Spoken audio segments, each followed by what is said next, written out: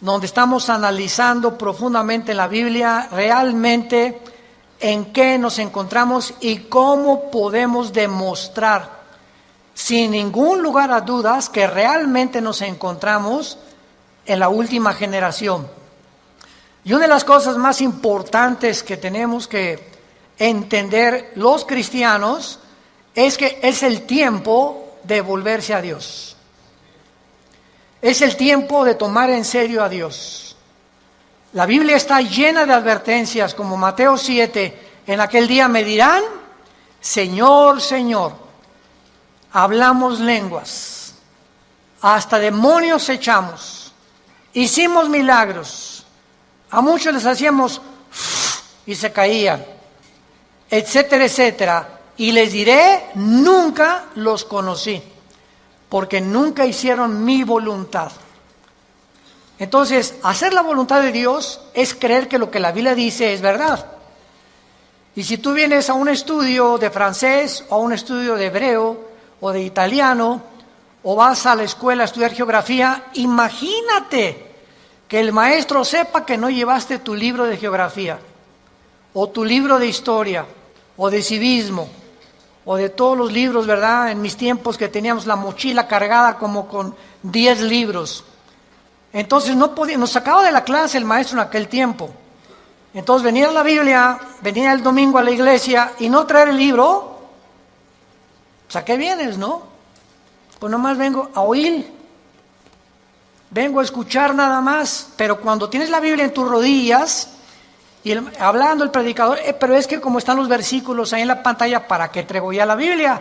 Porque si no la aprendes a manejar, a ver el libro de Amós, me voy al índice, Amós página 1195, la busco rápidamente y me doy cuenta que comienzo a manejar mi Biblia y comienzo a descubrir dónde se encuentran en el Antiguo los Salmos, que está a la mitad de la Biblia, los Proverbios, el Apocalipsis, y no andas buscando Génesis en los Evangelios. Entonces, esta es la razón por la cual el cristianismo se encuentra como se encuentra. Ahora, fíjense ustedes, la segunda prueba, si mañana yo le pregunto a cualquiera de ustedes que no trajo la Biblia hoy, ¿me puedes llenar una hoja tamaño carta en un resumen de lo que oíste ayer en la conferencia? No llenan ni la mitad de la hoja. Porque es más difícil recordar que estar escribiendo o tomando notas o estar en contacto con la Biblia o con el libro de geografía o de historia o con la materia que tengas que escuchar. Cristianos, familia de Dios, pónganse las pilas. Ya. Ya estuvo suave solamente de venir a calentar una silla el domingo sin tener en cuenta las grandes responsabilidades que tenemos como hijos e hijas de Dios. En la Biblia encontramos dos patrones que nos muestran claramente que Dios tiene en su plan cósmico de los tiempos cronología, porque dice yo soy el primero, yo soy el postrero, desde el principio hasta el fin. Entonces, el Dios de los cielos, creador del universo, el maestro de maestros, el sabio de los sabios, cuyos pensamientos no son otros pensamientos, tiene un plan. Y tiene un plan secreto. Por ejemplo, para darles rápidamente esto como un ejemplo, para no ser redundante, Satanás no sabía el plan de Jesucristo. Dice en 1 Corintios capítulo 2, si los príncipes de este mundo, o sea, está hablando de los principados satánicos, hubieran sabido que Judas no iba realmente a funcionar y que matando a Cristo se les iba a devolver el tiro por la culata, nunca Satanás se hubiera metido a Judas, ni hubieran crucificado a Cristo, ni el diablo hubiera asusado a los líderes religiosos para que lo crucificaran. ¿Por qué? Porque aunque sabían que venía el hijo de David y que algún día vendría un Mesías, no se mencionaba que era el Hijo de Dios. no se mencionaba que era Dios en la carne, aunque de alguna forma Isaías capítulo 7, capítulo 9, nacerá de una virgen, etcétera, etcétera, pero todo estaba muy velado. Entonces, el diablo y los demonios, lo único que sabían era realmente que él era un enviado de Dios, claro, Jesucristo, pero no entendían claramente que en su muerte se encontraba el secreto de su derrota y menos en su resurrección. Y cuando Cristo resucita a los 3 días, qué susto se llevó Lucifer al darse cuenta que ahí fue exhibido, dice Colosenses 2, 14 en adelante, públicamente, como que Cristo venía a vencer y a decirnos que mayor es el que está entre nosotros que el que está en el mundo.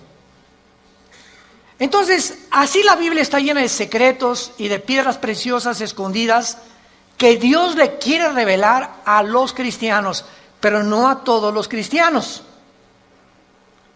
Oiga, ¿de qué está usted hablando? Que no todos somos iguales en cuanto a que somos hijos de Dios. Pero así como en los apóstoles encontramos en el cuadro de la última cena, a uno nada más de los 12 apóstoles recargado en el pecho de Jesús, ¿quién era? El apóstol Juan. ¿Por qué solo a Juan se le retrata en el pecho de Jesús? Porque era el apóstol del amor, el apóstol que él escogió, en lugar de los otros 11, estar más cerca de Jesús. Y ese lugar en el pecho de Jesús está vacante. Entonces, hay cristianos que están más cerca de Jesús que otros, son cristianos, pero como Pedro algún tiempo de su vida, lo siguen de lejos. Nunca traen la Biblia, llegan a un hospital a hablarle a una persona, a tu mamá, a tu madrina que se está muriendo, que tiene cáncer, y llega el doctor, ¿alguien puede leer un salmo en un velorio, en un entierro? Y los cristianos, piu, piu, piu. No abre ni el pico, nada absolutamente, porque no sabe ni dónde se encuentran los salmos, ni qué pasaje leerle de la Biblia a un enfermo, o cómo guiarlos y decirles que necesitan el plan de salvación, recibir a Cristo. Entonces tú tienes que tener una Biblia en tu coche, otra en el baño, otra en tu oficina, en tu cuarto, en tu taller. Hay otras chiquitas que traen para cuando viajas en el avión, en el autobús, etcétera, etcétera. Tenemos que ser hombres y mujeres de la palabra de Dios. Y hasta que tú tomes esa decisión en tu vida, las cosas van a cambiar como no te imaginas. Porque serás fortalecido como un árbol plantado junto a corrientes de agua, que da su fruto a su tiempo, su hoja no cae, y todo lo que hagas, escúchame bien, todo lo que emprendas, prosperará. Porque el fruto de nuestra prosperidad y nuestras bendiciones vienen de nuestro contacto con este libro.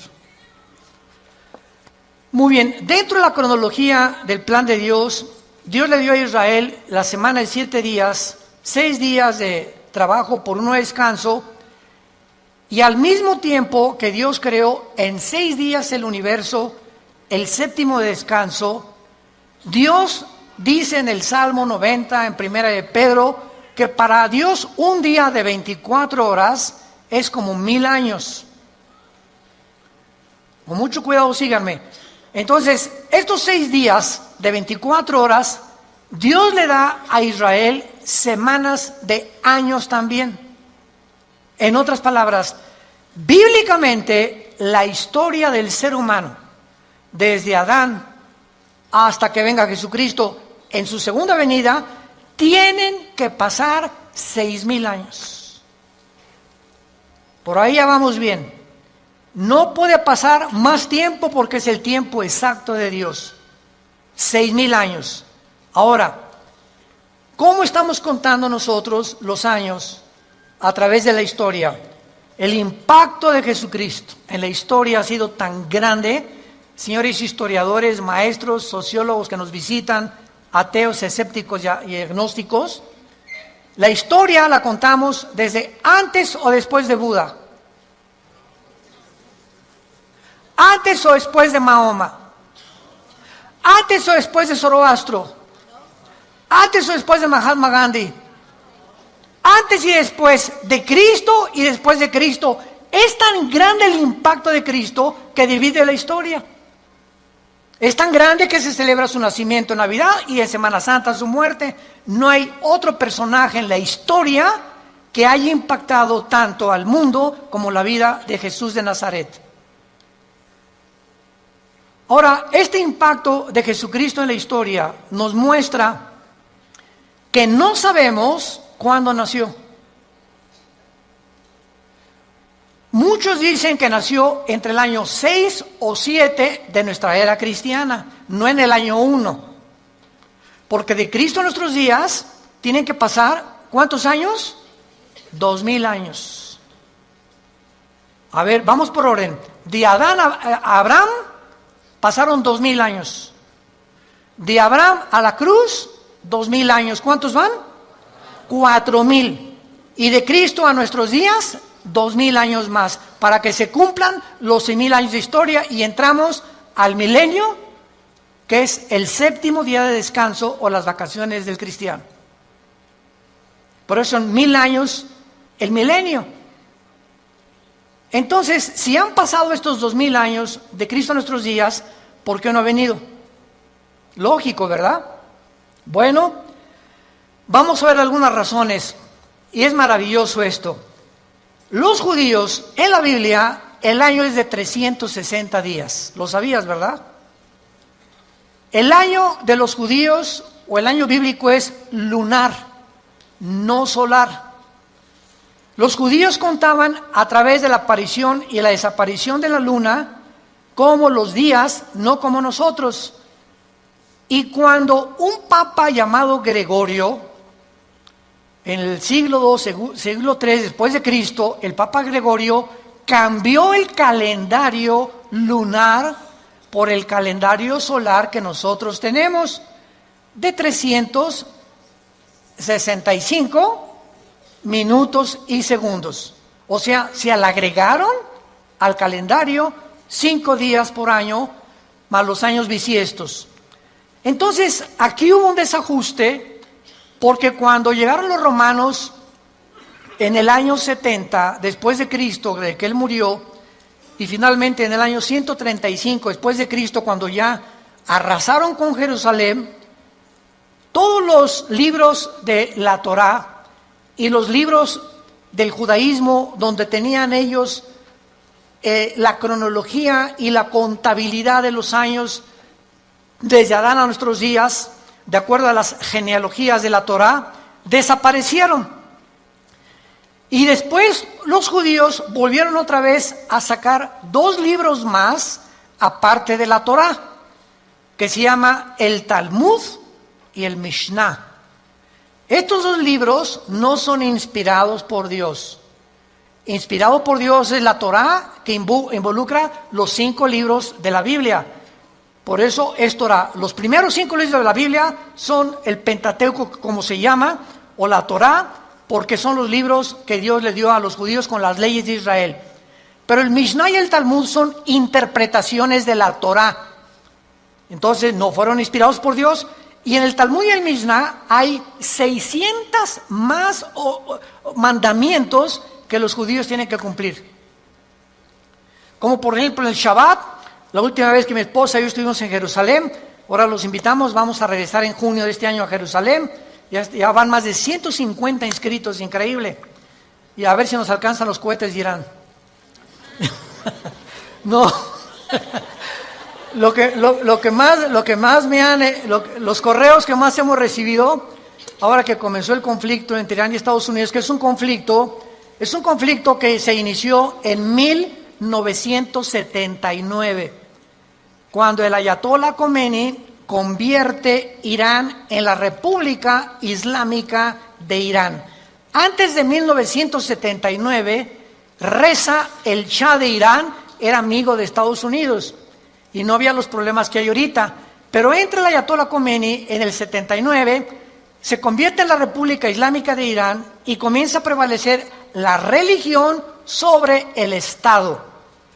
Ahora sí que ya no hay ni siquiera separación de iglesia y Estado, ahora es la religión la número 1 y los líderes religiosos mandan y gobiernan Irán, no el Estado, el presidente de Irán. Entonces todo comenzó ahí, pero no voy a estar buscando más información acerca al respecto, pero con esto les quiero decir lo siguiente. Desde ese tiempo Irán se convierte en una nación que ha financiado el terrorismo, es declarada la número 1 del terrorismo por financiar a un grupo que se llama Hezbollah. Hezbollah significa el partido de Dios, que está financiado por Irán y tiene sus bases en el Líbano.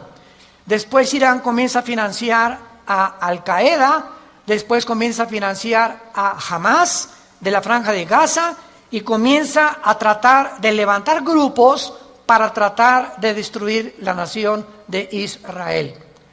Sin embargo, en las últimas semanas o meses, esta nación ha cobrado o está resurgiendo en los encabezados públicos precisamente por el conflicto de que ahora la guerra ya no es con miras telescópicas para querer matar a un líder, ahora los matan desde el aire. Impresionante la tecnología a la que hemos llegado, ¿verdad? Ahora puede volar un dron sobre una nación. Escuchen esto, ese dron puede ver una caravana de 10 carros y ese dron sabe y tiene la foto, síganme con cuidado, de la persona a la que están buscando asesinar o eliminar, y el dron pasa y monitorea las 10 carros y sabe en qué carro va esa persona por la foto que trae la computadora. Y en ese momento el dron sabe y ¡rum!, en segundos cae y eliminan ese vehículo, el tren o donde vaya esa persona. Así fue como ha eliminado Rusia, Estados Unidos, Israel a muchos jefes militares o terroristas sin que tenga ya que estarlos esperando con una mira telescópica.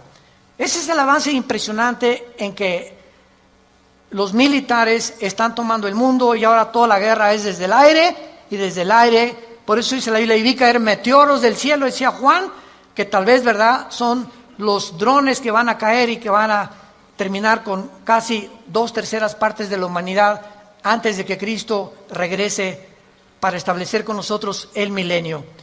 Pero el punto es el siguiente: cuando nosotros nos concentramos en la Biblia, nos damos cuenta que estos 6,000 años están a punto de cumplirse y que si hacemos la contabilidad, estamos en el 2020, ¿verdad? Muy bien. Si Cristo nació en el año 33, que es desde que se cuenta su muerte, y no en el año 1, entonces nos encontramos en el 2033. Síganme con cuidado. Suponiendo que nació en ese día, ok, estamos en el 2020. Si los 6,000 años se cumplen dentro de 13 años, quítale 7 años de la tribulación.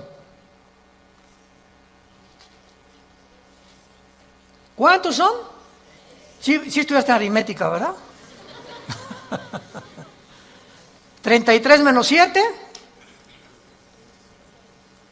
2006. Y 2006, estamos en el 2020. ¿Por qué le quitamos 7 años? Porque estos 7 años de la tribulación nosotros no vamos a estar. Esto está haciendo un cálculo somero sin llegar a un dogmatismo. El hermano Dulce dijo que venía el 2026. Por el amor de Dios, han sacado tantas tonterías como no se imaginan. No estamos dando fechas ni mucho menos, porque el día y la hora nadie la sabe. Pero Jesús dijo que los tiempos los deberíamos de conocer, como lo vamos a ver. Vayamos a Mateo capítulo 24, en el Nuevo Testamento, y vamos a partir de aquí para continuar con este estudio precioso de conociendo el tiempo en que nos encontramos. Si siguiéramos esta lógica del 2033 y en el 2006 antes viniera el arrebatamiento de la iglesia, estamos diciendo pues que nos quedarían 5 o 6 años, ¿verdad? Porque podía venir Cristo hoy en la noche o mañana o el 2021, el 22 o el 23, etcétera, etcétera. Pero esto desde la perspectiva somera de un análisis especulativo, lo aclaro, para que nos encontremos y podamos deducir que aunque no falten 5 o 6 años o 13 años, solo Dios lo sabe, repito, porque el calendario judío, ¿saben qué atraso tiene? Si tú le preguntas a un judío, la comparación del calendario judío con el calendario de nosotros es de 250 años. Ellos se encuentran en el año 250 antes que nosotros. Es más, aquí tengo ya la fecha, ¿verdad? En el 2019, ¿verdad? El año judío era de 5.800 aproximadamente. Entonces ahora ellos están más arriba o más abajo por los cálculos del Mishnah y de los libros que se perdieron y el análisis y las genealogías no pudieron calcular exactamente. Y nosotros bíblicamente, hubo un obispo en Inglaterra llamado Busher, arzobispo Usher, que fue el que dijo que desde Adán hasta Cristo son 4.000 años. ¿Basado en qué? Basado en las genealogías que se encuentran en el capítulo 10 del Génesis. Ahí está la genealogía de las genes. Adán tuvo esto y esto y esto, y Isaac tuvo esto y esto y esto, y etcétera, etcétera. Y ven todas las genealogías de donde descendemos todos. Y basado en esas genealogías, que hay un margen de error de algunos años, se calculó que de Adán a Cristo hay 4.000 años, y de Cristo a nuestros días llevamos 2.000 años. Pero no puede haber más de 25 o 30 años de margen de error. Entonces nos encontramos demasiado cerca, más cerca de lo que nos imaginamos. Ahora bien, otra cosa importante, antes de leer Mateo 24. El rapto de la iglesia, es increíble que haya personas que ya ni en el rapto crean. Yo he escuchado conferencias de personas que no creen ya ni en el rapto. Estamos en la apostasía. Están negando cosas superbíblicas. Si el rapto de la iglesia comienza con la firma del anticristo, autorizando la reconstrucción del templo judío, en el momento que el anticristo confirme Daniel 9, 24 al 27, especialmente el 27, y firme, los judíos tienen derecho a habitar en paz sin que nadie los moleste por 7 años y pueden reconstruir su templo, ahí, ese día, ese minuto, esa hora, comienza los últimos 7 años que se conocen como el tiempo de angustia de Jacob, el día de la ira de Dios o de Jehová, y el Nuevo Testamento, segunda de Tesalonicenses capítulo 2, 3 y 4, el día del Señor. El día del Señor no es el día del rapto, el día de Cristo es el día del rapto, el día del Señor es el tiempo de la tribulación, para que sepamos distinguirlo proféticamente a ustedes que les interesa el estudio de las profecías. Entonces, desde ese momento, muchos creen que al firmar el anticristo, el pacto, los cristianos desaparecemos y somos arrebatados. No es así. El rapto puede ser 1 año antes de que el anticristo confirme el pacto. ¿Me van siguiendo con mucho cuidado? El arrebatamiento puede ser 3 años antes de que el anticristo firme el pacto. O puede ser 1 semana y a la semana el anticristo confirme el pacto. Entonces no hay tiempo para poder establecer el rapto, ni el día ni la hora. Viene sin que nosotros lo sepamos. De repente desaparecemos del mundo y pueden pasar 1 año, 2 años, 6 meses cuando comience la gran tribulación. Pero lo que es importante es que cuando la iglesia sea sacada del mundo, Dios regresa a tratar con Israel espiritualmente. En 1948, cuando los trajo y se constituyeron en una nación libre e independiente, ahí Israel renació, resucitó nacionalmente. Entonces los judíos regresaron en el 48 sin convertirse al Mesías, porque hasta la fecha en Israel, la mayor parte de los judíos no creen en el Mesías, en Jesús. Solo un judío que se convierte se llama judío mesiánico. Nunca ellos se llaman cristianos. ¿Saben por qué? Porque cuando oyen la palabra cristiano, los judíos asocian el cristianismo con la Iglesia Católica. Y la Iglesia Católica los persiguió más de 250, 300 años en la Inquisición con el señor Torquemada en España.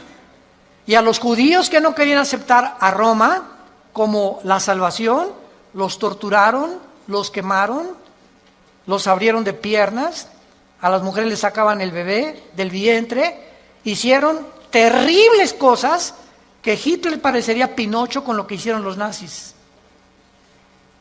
Entonces los judíos oyen hablar del cristianismo. Cuando veamos Israel se los vamos a advertir. Aguas porque vienen las piedras, ¿eh? O sea, sobre todo en el muro de los templos, cuando están todos los judíos orando, ya ven que ellos hacen así. ¿Saben por qué hacen así al orar ellos? Porque uno de los salmos dice que al orar deben menear la cabeza y recordar que deben recordar lo que están orando. Por eso oran así ellos, entierran sus papelitos en el muro de los lamentos, traen su kipá, cubierta la cabeza. A nosotros se nos prohíbe taparnos la cabeza cuando estemos orando. 1 Corintios capítulo 11. Entonces, ellos lo pueden hacer porque son así, esa es su costumbre. Pero ellos, ¿verdad?, no creen en el Mesías y ellos asocian, si les dice soy cristiano, ellos no saben que el cristianismo no es el catolicismo. El catolicismo es la perversión del cristianismo. El catolicismo nació 250 años después de Cristo. Durante 250 años no hubo papa, no hubo liturgias, no hubo sacramentos, no hubo santos a quienes invocar. No tenías que tomar una cosa o una hostia para decir que estabas recibiendo a Cristo. Pero se convierte Constantino, el último emperador romano, y entonces absorbe el cristianismo antes de él como la religión oficial del Sacro Imperio Romano. Y decimos en mi tierra, es la misma gata pero revolcada. Entonces el Imperio Romano políticamente se da la vuelta y se convierte con el mismo poder, escúchenme, pero religioso. Y desde hace casi 18, 19 siglos, el Imperio Romano es el imperio del Vaticano y gobernó Europa, a los príncipes, a los reyes, y nadie en Europa se podía casar ni a tener negocios sin el permiso de Roma, de la religión. Y los que no pertenecían y aceptaban que el Vaticano era el único representante de Dios, los quemaban, los crucificaban, los echaron a los leones, etcétera, etcétera, etcétera. Ya hablando después del Coliseo romano famoso. Entonces, el cristianismo no es una religión, es una relación personal, viva, orgánica, dinámica, con alguien que está vivo. Y cuando salimos de la religión y nos encontramos con el Jesús resucitado, que quiere entrar a tu vida hoy, tal vez tú no lo tengas, descubres que el cristianismo es diario. Y lo vives diario. Te levantas y tienes tu Biblia. Te acuestas y tienes tu Biblia. Oras por tu familia, oras por tu esposa, oras por los alimentos. Comienzas a asociarte, tienes una comunión con Dios diaria. Por eso se compara con el matrimonio el cristianismo. Imagínense mi esposa y yo, que me digan 8 meses, Armando, en estos 8 meses que tenemos tú y yo, nos hemos sentado algún día a platicar y algún día tú me has comunicado y compartido tus sentimientos, tus expresiones, cómo te sientes para que yo te conozca más, porque llegamos en la noche y nomás oigo y te volteas para el otro lado, te vas a trabajar durante todo el día Es más, nos vamos a un seminario de matrimonios que es donde nos encontramos de otra vez, o de vacaciones y no nos hablamos, tú con el periódico, yo no te conozco, tenemos 30 años de casado y no te conozco, eres un desconocido para mí, eres una desconocida para mí. ¿Por qué? Porque nunca descubrieron que el matrimonio es comunión. Es comunión. Se pierde la comunicación en el matrimonio, perdiste tu matrimonio. Un matrimonio que no se comunica, que no están así, donde una vez a la semana a tomar un café, nos vamos de vacaciones, platicamos, nos damos tiempo el uno para el otro, para conocernos, es imposible que funcione. Se levantan barreras de silencio y ya pasaron un mes y tu esposa tiene cara de la jeta. Y nosotros hoy, pero ¿qué le he hecho? Es que hay tantas cosas de ellas que les molestan de nosotros. Pero ¿cómo vamos a descubrirlo si nunca, oye, mi amor, tienes tu jetita linda, dorada, parece una princesita pero con jeta? Dime qué te pasa, ¿verdad? Y a las mujeres les encanta.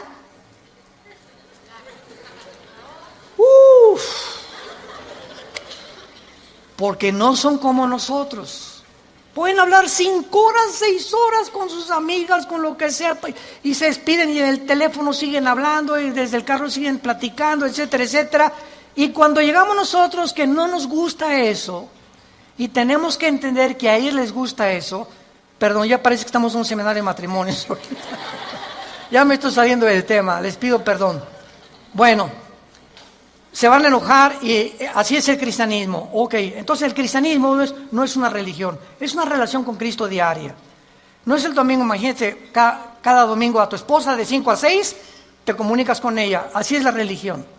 El domingo voy a misa, a la iglesia, y lunes, martes, miércoles, jueves, viernes ni me acuerdo, ni abro la Biblia, ni oro, ni nada. A lo mucho me echo una persinada de vez en cuando va a meter el gol en la América. O cuando salgo a jugar al campo, ¿verdad? O meto un gol, me echo la persinada también. Es la forma en la que el ser humano vive con la religión. En Mateo 24, versículo 32 al 35, es uno de los pasajes claves para saber en qué tiempo nos encontramos. Y es el que queremos analizar brevemente en esta mañana. Mateo 24, 32 al 34. Jesús dice, de la higuera aprendan la parábola. Número 1, para entender esta parábola de Jesucristo, tenemos que entender qué es la higuera, qué es la vid y además qué es el olivo, que son los 3 árboles que se usan, el olivo, la higuera y la vid, para diferentes fases de la vida de Israel. Entonces, por ejemplo, la higuera, ¿verdad? Es, como lo vamos a ver, representa a el Israel. El olivo representa las condiciones de Israel y la vid representa al sistema religioso de Israel. Entonces, cuando Cristo está hablando de la higuera, inmediatamente lo podemos asociar, porque la Biblia no es de interpretación privada, con Israel.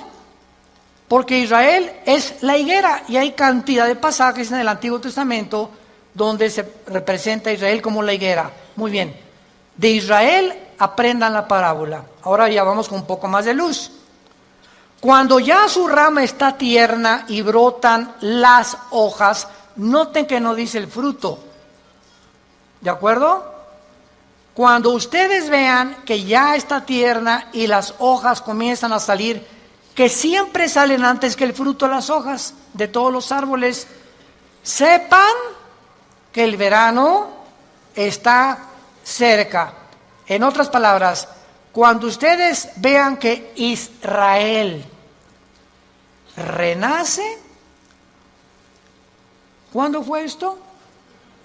El 14 de mayo de 1948, después de casi 2000 años que Israel fue dispersado, exiliado por todas las naciones del mundo, el milagro más grande de la historia es Israel, porque es la única nación en toda la historia que en un día se constituyó libre, soberano, Estado independiente.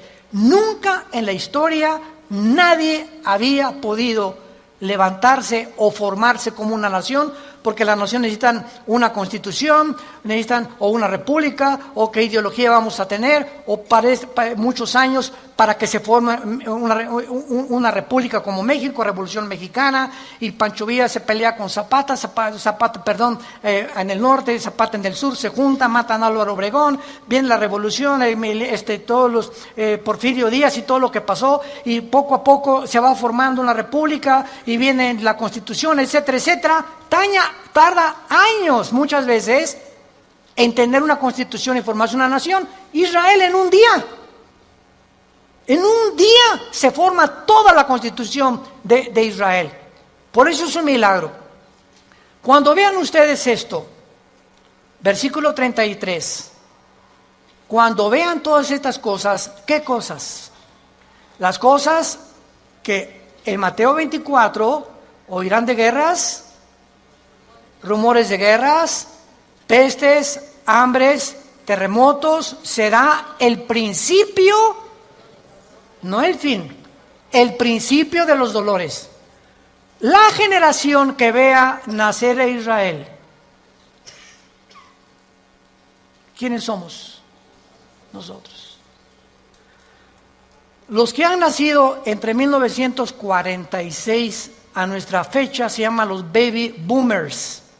Ahorita creo que le llaman los millennials, ¿verdad? ¿O cómo les llaman, Caleva? Los de millennials. Ya tantos nombres, ya yo creo que le llaman los cibernéticos.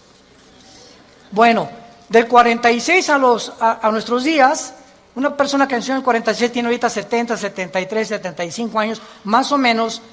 Dios dice que los que vean estas cosas pasando, conozcan que está a la puerta. De cierto les digo, no pasará la generación de los baby boomers. Versión de Alducin. Traduciéndolo al léxico del siglo XXI, no pasará la generación del 48 hasta nuestros días, hasta que todo esto acontezca.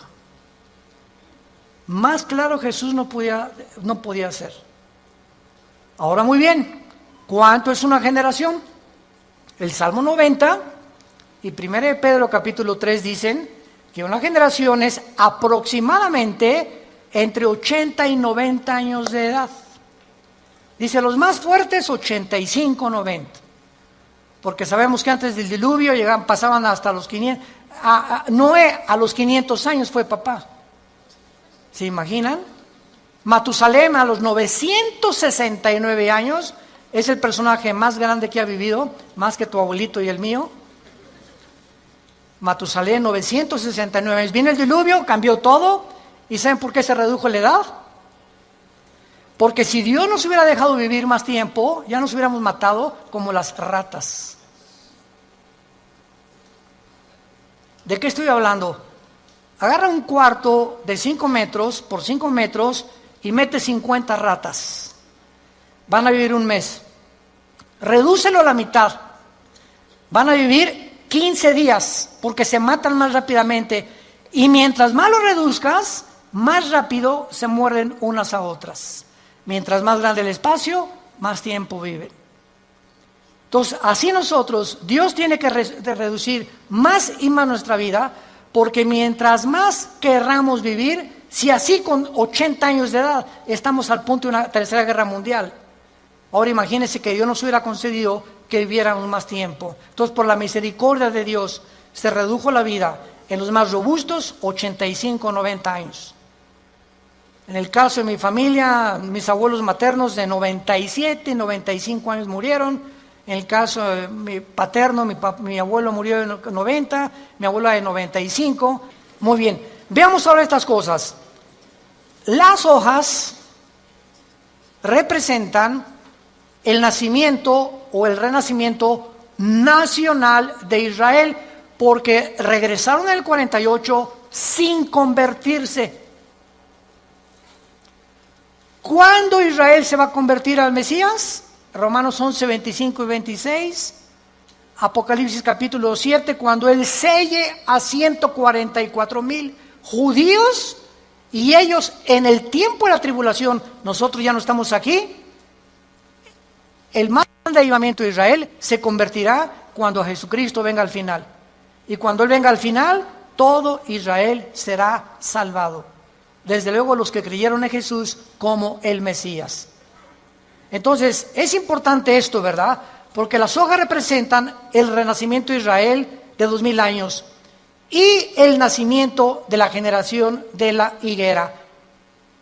Cuando Israel se convierta, entonces el Israel será el fruto de la conversión, porque por el fruto lo conoceremos a un árbol. Si es un árbol de naranjas, da naranjas; si es un árbol de manzanas, da manzanas. Ahorita Israel no ha dado fruto. ¿Cuál es el fruto? Amor, gozo, paz, benevolencia, que produce ¿quién? El Espíritu Santo. Y ellos no tienen a Ruach el Kadosh, al Espíritu de Dios que tiene la iglesia que Dios nos ha dado. Muy bien. Ahora, es importante que veamos en el capítulo 21 de Lucas algo sensacional, algo asombroso acerca de esto. Porque aquí hay una señal que es la siguiente. Si Israel no hubiera regresado en el 48, no sabríamos qué tan cerca estábamos del rapto. Tenía Israel que regresar en el 48 a la Biblia, porque desde el 48 que regresó Israel a la Biblia, se puede cumplir el rapto. Entonces, el hecho que hayamos nosotros sido la generación que esté contemplando este milagro de Israel en el 48, nos habla que el tiempo está ya contado. Si Israel no hubiera regresado, el anticristo, ¿qué me va a perseguir? ¿Me están siguiendo? Si Israel no hubiera regresado, ¿quiénes iban a reconstruir el templo? Si Israel no hubiera regresado, ¿a quiénes 144,000 hubiera Dios en el capítulo 7 Apocalipsis ungido con el Espíritu Santo? Entonces, Israel tenía que regresar para que las profecías de los últimos tiempos se cumplieran. Y tú y yo somos los testigos. Antes del 48, nadie sabía ni se imaginaba que Israel iba a regresar. Fue un milagro de la historia. Y el rapto lo mismo. No sabemos ni cómo, ni cuándo, ni a qué hora, pero va a ser algo que ya se puede cumplir porque Israel está en su tierra. Ahora, en Lucas 21 hay un antecedente maravilloso y dice en el versículo 29 el Señor Jesucristo: también les dijo una parábola, y está contando Lucas las mismas palabras de Jesús, pero observemos con lupa que Lucas le agrega otras palabras que no tiene Mateo. Y nos vamos a sorprender de esto. Miren la higuera. ¿Ya ves que te dije que trajeras la Biblia? Aquí ya me doy cuenta quién la trae. Y todos los árboles. Eso no está en Mateo. En Mateo solamente es la higuera. Pero aquí se le agrega que no solamente miremos a la higuera, sino todos los árboles. ¿Quiénes son todos los árboles? En la Biblia, por ejemplo, en el libro de los Jueces, en el libro de los Antiguos Testamentos, los árboles representan dos cosas: naciones y personas. Como en, por ejemplo, Ezequiel 31, el cedro representa al anticristo. Y los árboles, las naciones que van a estar alrededor del anticristo. Entonces, Cristo está diciendo: vean el renacimiento de Israel y vean las naciones que a su alrededor de él, en el Medio Oriente, van también en el mismo tiempo y en las mismas épocas a resucitar y a resurgir. Escuchen esto, la Primera Guerra Mundial preparó la tierra para Israel. La Segunda Guerra Mundial preparó a los judíos para la tierra de Israel. Pero para que Israel regresara a la tierra y para que las profecías se cumplieran, antes de 1925-1930 no existía el Medio Oriente. Jesús, María y José y el burrito que los acompaña. Las naciones que se encuentran ahorita en el Medio Oriente no existían antes de 1930. Escuchen ustedes lo siguiente. Estos árboles son las naciones que surgieron en el mismo periodo. El Líbano, 1920. Siria, 1920. Turquía, el Imperio Otomano turco sale y Turquía se convierte en una nación. Arabia Saudita, 1932. Irak, 1932. Jordania, 1946. Israel, 1948. Egipto, 1952. Todas estas naciones necesitaban primero que Israel surgiera, porque Israel iba a ser el centro de las profecías para que se cumpliera la venida de Jesús. Miren la higuera y todos los árboles. No pasará esta generación hasta que todo esto suceda. Es sorprendente observar que el Medio Oriente visible, tal como lo vemos ahorita, fue formado en el siglo XX. Existía la Mesopotamia, o sea, Siria y Irak, era lo mismo, era el Medio Oriente, pero no estaba la división entre Siria y entre Irak, Transjordania, Jordania, el Líbano, Egipto. Egipto existe desde hace cientos de siglos, pero no estaba formado exactamente con las divisiones geográficas que los ingleses y los franceses, que fueron los que colonizaron con Portugal y España el Medio Oriente, determinaron, y ellos fueron los ingleses y los franceses los que dividieron el Medio Oriente tal como nosotros lo conocemos actualmente. A Israel le asignaron ese pedacito de tierra, a Jordania eso, a Arabia Saudita eso, a Líbano eso, a Siria eso, y fue después de la Primera Guerra Mundial. Estas cosas que están pasando, vemos nosotros que tenían que suceder para que nosotros pudiéramos comprender que las profecías bíblicas tenían que cumplirse. 1945 termina la Segunda Guerra Mundial. ¿Quién gana? Estados Unidos, Inglaterra y Rusia. 1957 se firma el Tratado de Roma, donde Jacques Delors, francés, Europa, unámonos, porque la unión hace la fuerza y Europa tiene que tener una moneda, tiene que tener una constitución, tenemos que unirnos todos.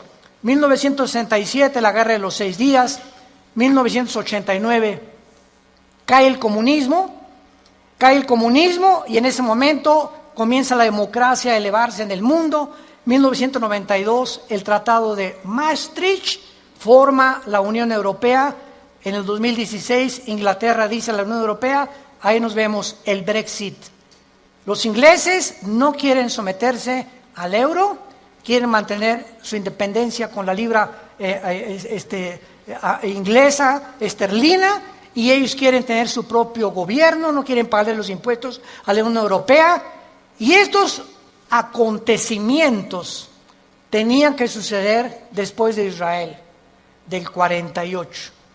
Las Naciones Unidas, la Unión Europea, el Mercado Común Europeo, el Fondo Monetario Internacional, la OTAN, la OPEP, todo tenía que formarse después de Israel. ¿Para qué?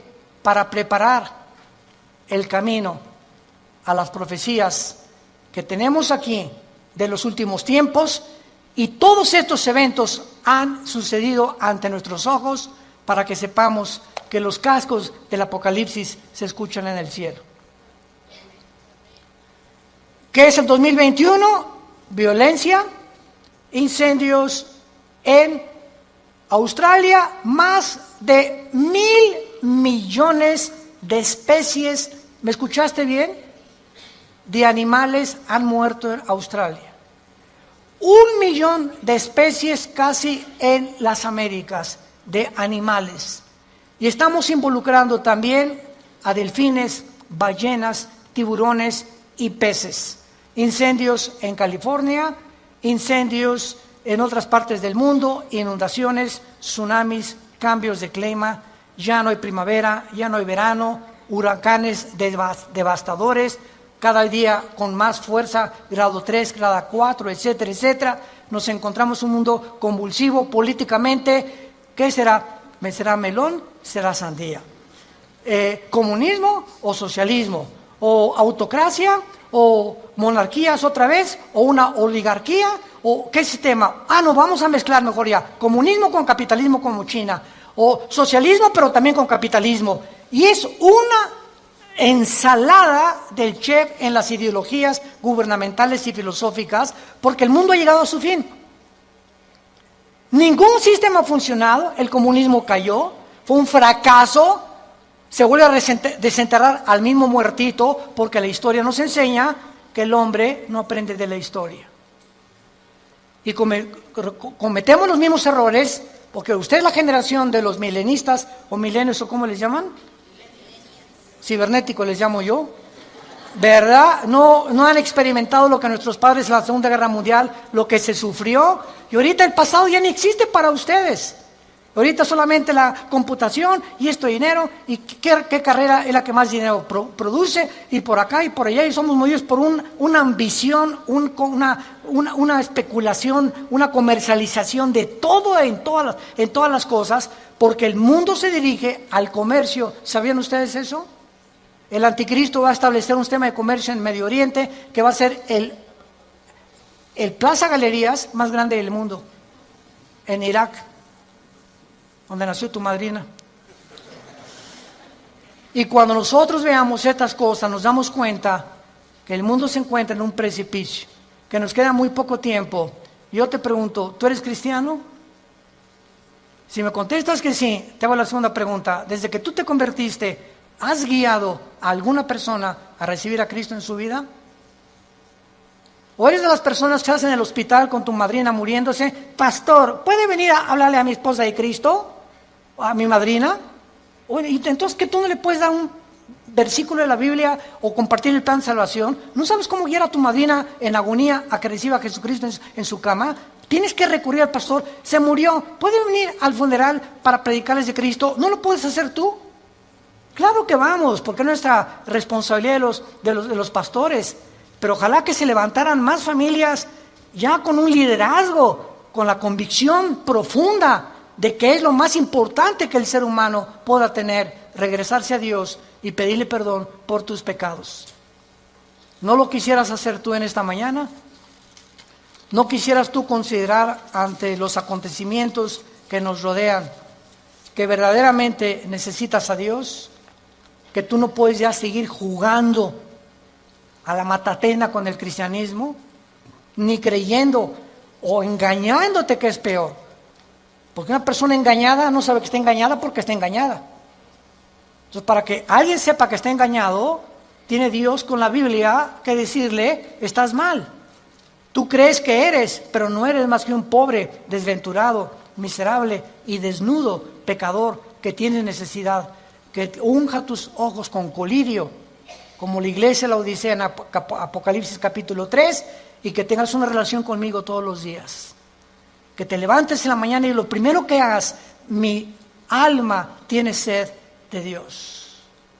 Como el siervo clama por las aguas, mi alma tiene sed de Dios.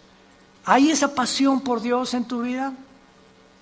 ¿Buscas a Dios con todo tu corazón? ¿Vienes al domingo y ya traes tu Biblia? ¿Ya te cayó el 20? ¿Realmente estás convencido que esto es lo que realmente Dios quiere para tu vida? Despiértense, porque el día está amaneciendo y tenemos que recurrir a las promesas de Dios para saber que no todo el que me dice Señor, Señor, sino el que hizo mi voluntad. Te damos gracias, Padre, en esta mañana por tu palabra.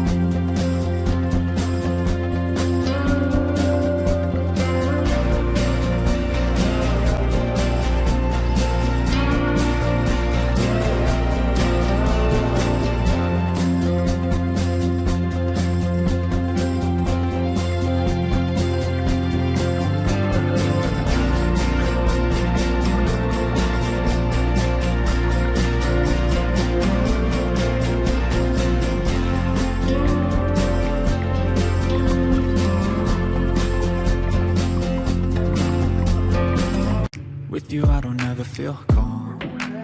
I can feel the sweat inside my palms. Play with me like cats and a string. You don't understand the pain it brings. You don't ever wanna give me wings. You don't ever wanna set me free.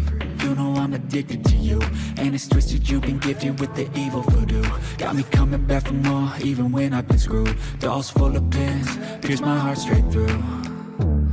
I got issues in my head, I like you in my bed, but you keep me on red. Oh, everything is like a test, I better not text or I'll come off desperate. But if I lay down and I play dead and I stay dead, baby you'll get sick of being the monster out of my head, under my bed, thinking something out of my nightmares, standing right there.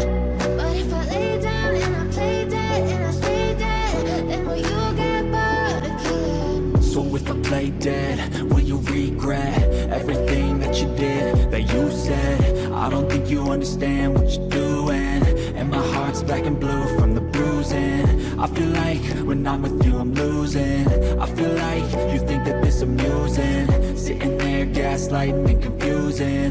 Was it me? Is it me? Am I deluded? I'm the one who's always sorry, the conclusion. Even though I offer all of the solutions, I wish you